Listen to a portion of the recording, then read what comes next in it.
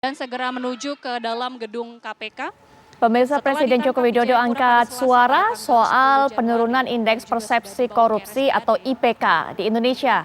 Pada tahun 2022 lalu, skor indeks korupsi Indonesia merosot dari skor 38, yaitu skor di tahun 2021 menjadi skor 34. Dan dalam keterangan persnya di Istana Merdeka pada Selasa siang tadi, Presiden Joko Widodo memastikan bahwa pemerintah akan mengikuti secara cermat beberapa survei sebagai bahan masukan untuk perbaikan ke depan. Mulai dari Indeks Demokrasi Indonesia, Indeks Persepsi Korupsi, Indeks Negara Hukum, kemudian juga Global Competitiveness Index dan juga lainnya.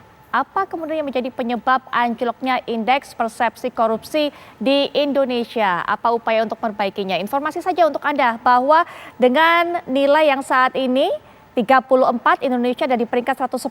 Anda juga bisa lihat ini adalah perjalanan dari masa ke masa indeks persepsi korupsi atau IPK, skor IPK Indonesia. 38 tahun 2021, 2022 34, dan nilai 34 ini kalau dibandingkan dengan negara-negara lainnya, nah ini Anda bisa lihat di Asia Tenggara Indonesia ini termasuk yang rendah tentunya, kalah dengan Malaysia, kalah dengan Timor Leste, kalah dengan Vietnam. Dan pemirsa mungkin juga Anda bertanya-tanya apa sebenarnya indeks persepsi korupsi ini. Nah ini Anda juga bisa lihat peringkat dari Indonesia dari 180 negara karena memang ada 180 negara yang disurvei dan di ranking indeksnya. Sebenarnya bagaimana kemudian menghitung indeks persepsi korupsi ini?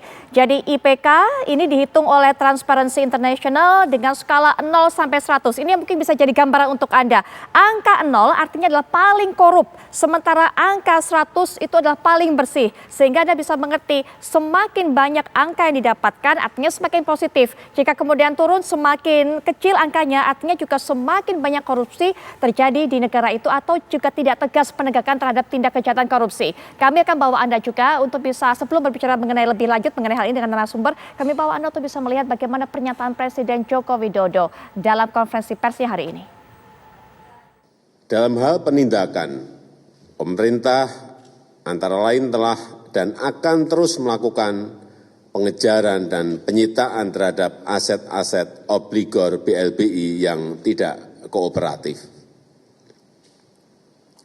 Aparat penegak hukum telah melakukan penindakan tegas terhadap sejumlah kasus mega korupsi seperti kasus Asabri dan Jiwasraya.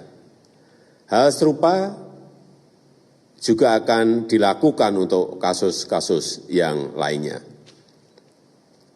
Untuk itu, saya ingatkan kembali kepada aparat penegak hukum untuk memproses tindakan pidana tanpa pandang bulu dan tanpa tebang pilih. Pemerintah tidak akan campur tangan terhadap penegakan hukum dan aparat penegak hukum harus profesional dan sesuai dengan hukum yang berlaku.